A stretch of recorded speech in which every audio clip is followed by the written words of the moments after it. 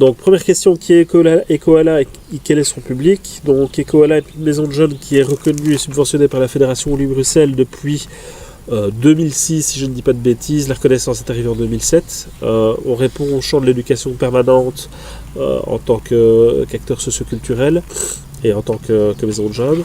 Et si on doit définir notre action, il y a 4 grandes parties qui sont l'accès et la pratique de l'œuvre, l'accès et la pratique des pouvoirs, l'accès et la pratique des formes de savoir et l'accès et la pratique du bien-être. Ça, c'est les champs de l'éducation permanente, comme nous, on essaie de les pratiquer, avec une notion qui est l'application dans le cadre socioculturel, c'est-à-dire le développement d'ateliers qui sont en lien avec les besoins des jeunes, avec des notions qu'on veut leur transmettre, le fait d'expérimenter, je veux dire, toute une série de choses pour pouvoir en faire des savoirs, partir de l'expérience et d'être sur le chemin de la construction et pas forcément sur un aspect jugeant, et en tirer des savoirs. Donc voilà, au niveau de la SBL, je dirais là-dedans.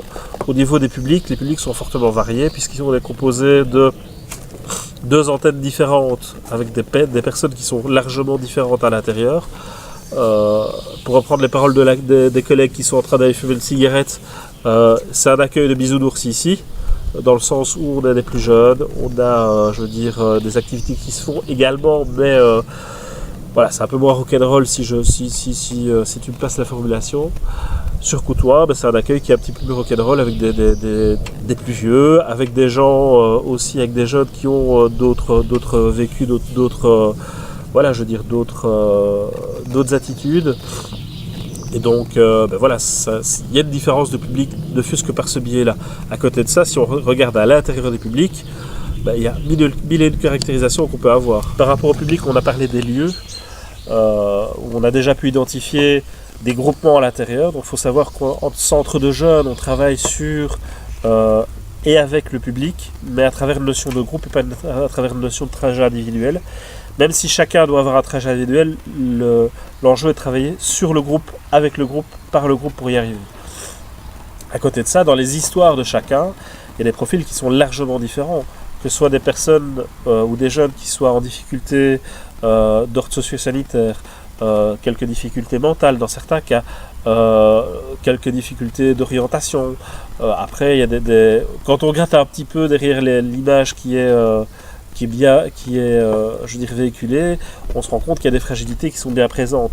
C'est pas jugeant dans la manière de le dire, c'est des éléments dans lesquels il faut tenir compte dans ce qu'on raconte, dans ce qu'on fait, dans ce qu'on dit. Donc il faut être, même si on n'est pas soumis à la déontologie en tant que telle, il faut avoir un devoir de réserve et garder beaucoup de choses et ne pas juger le jeune qui vient. Mais donc dans les profils, on a vraiment des profils qui sont radicalement différents. Soit ils entrent par la porte de l'accueil, qui est l'endroit où on est sur le lieu non contraint, soit ils rentrent par la porte d'une activité, d'une action, d'un atelier.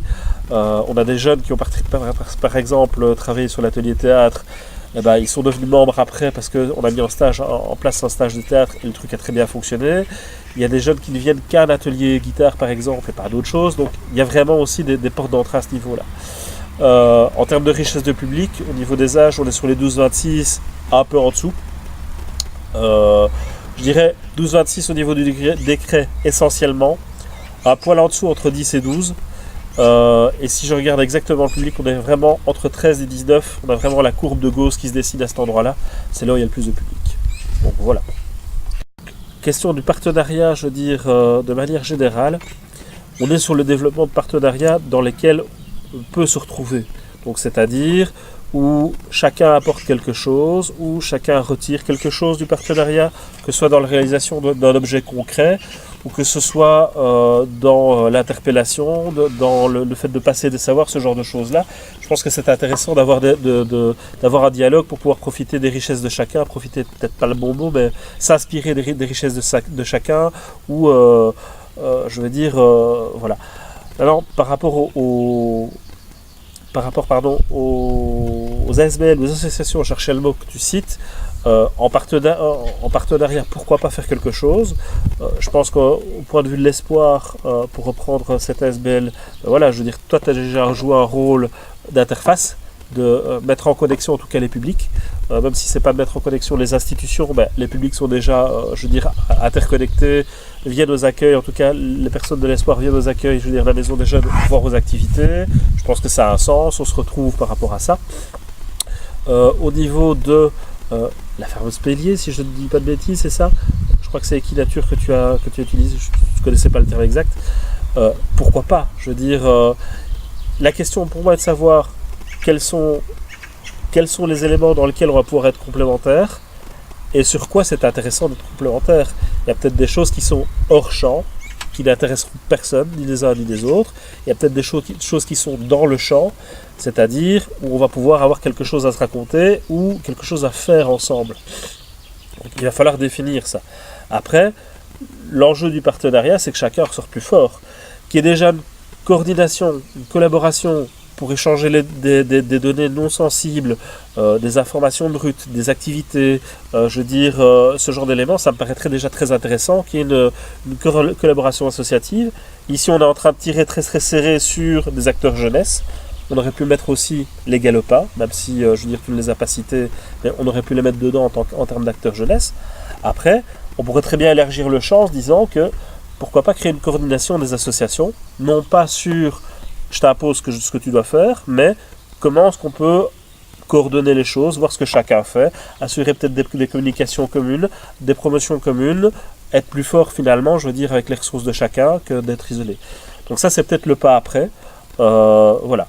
Ce que j'attends, c'est peut-être beaucoup. Ce que la Maison des Jeunes attend, puisque je reprends cette casquette-là, à mon sens, c'est de pouvoir travailler, développer des choses à l'échelle du territoire avec du sens. Et donc, s'il y a un projet qui fait sens dans les 3 ASBL, je ne pense pas qu'il y ait des freins, en tout cas à mon niveau, je ne pense pas qu'il y ait des freins qui soient identifiables.